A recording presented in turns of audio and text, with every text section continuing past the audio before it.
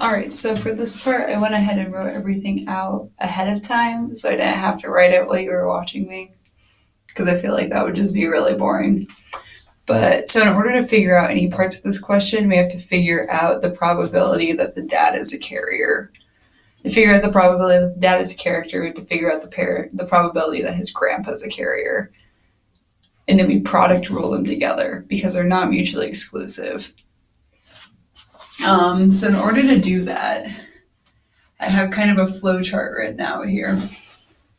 So I started with possibilities that dad is a carrier. His possibilities from his parents are either going to be dominant recessive or dominant dominant crosses or dominant dominant dominant dominant crosses.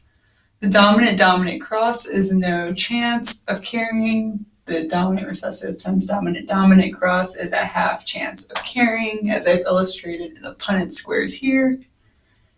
2 chances of carrying. Now we need to figure out the possibilities that his grandpa is a carrier. We know the grandpa's parents' phenotype, so we don't have to worry about that, which is nice. And we have 2 heterozygous crosses.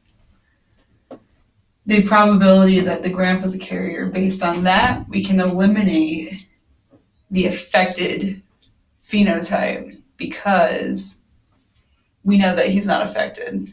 That's how I get that 2/3 there instead of 1/2. In order to figure out the chance that this dad is now a carrier, we take his chance times his grandpa's chance. And we get 1/3 chance that dad is a carrier.